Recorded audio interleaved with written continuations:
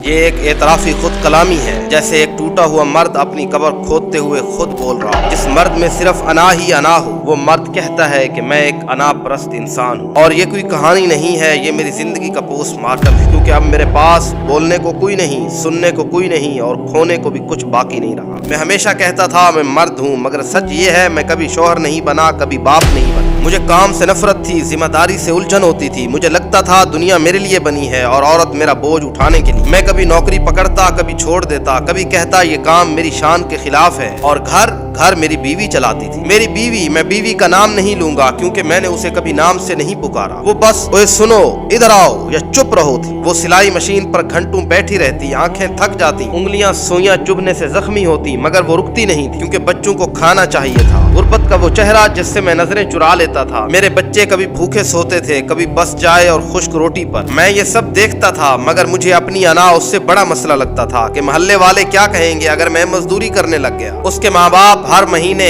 آٹا، دال، چاول، تیل خاموشی سے رکھ جاتے۔ وہ کچھ نہیں کہتے تھے، مگر ان کی آنکھیں میرا گریبان پکڑ لیتی تھی۔ میں جلتا تھا اس مدد پر نہیں، بلکہ اس احساس پر کہ میں ناکام ہوں، اور ناکامی میں عورت پر اتارتا تھا۔ میں اسے مارتا اور پھر خود کو جواز بھی دیتا کہ عورت کو سیدھا رکھنا پڑتا ہے، زیادہ بولے تو ہاتھ اٹھانا پڑتا ہے، میں مرد ہوں، میرا حق ہے۔ میں اس وقت نہیں سمجھا کہ میں اسے نہیں خود کو گرا رہا تھا۔ وہ مار کھا کر بھی بچوں کو سینے سے لگاتی اور خاموش ہو جاتی۔ وہ بچے جنہیں میں ڈھال سمجھتا رہا، میں جانتا تھا کہ وہ بچوں کی وجہ سے کہیں نہیں جائے۔ وہ کہتی تھی کہ میں بچوں کے لیے سمجھوتا کر رہی ہوں، اور میں ہنستا تھا۔ مجھے لگتا تھا یہ بچے میری قید کی زنجیر ہے۔ جب وہ بیمار ہوئی، وہ دن مجھے آج بھی راتوں کو جگاتا ہے۔ تیز بخار، سانس اکھڑتی ہوئی، اور وہ مجھ سے کہہ رہی تھی مجھے ڈاکٹر کے پاس لے چلے۔ میں نے کہا کہ میرے پاس پیسے نہیں ہیں اور وقت بھی نہیں۔ پھر ایک دن وہ خاموش ہو گئی، نہ رونا، نہ شکایت، نہ سوال، بس کام، بس بچے، بس خاموشی۔ مجھے تب بھی سمجھ نہ آئی کہ یہ خاموشی ختم ہونے کا اعلان ہوتی ہے۔ وہ دن جب میں گھر آیا تو گھر بالکل صاف تھا، کھانا بنا ہوا تھا، لیکن وہ نہیں تھی، بچے نہیں تھے۔ صرف ایک کاغذ پر لکھا تھا میں نے بچوں کی خاطر خود کو مٹا دیا، مگر میں اب انہیں ایک ٹوٹتی ہوئی ماں نہیں دکھا سکتا۔ میں جا رہی ہوں سب چھوڑ کر خود کو بچانے۔ میں ہار گیا، میں بچوں کو سنبھال نہ سکا، میں اکیلا رہ گیا۔ میں کماتا ہوں مگر پوچھنے والا کوئی نہیں۔ میرے پاس صرف پچھتاوا ہے۔ اس بات کو اگر کوئی مرد سن رہا ہے تو یاد رکھو کہ عورت بچوں کے لیے سب کچھ سہ لیتی ہے، مگر جب وہ ان بچوں کو بھی چھوڑ دے تو سمجھ لو تم نے انسانیت ہار دی ہے۔ اگر آپ ایک مرد پرست ہو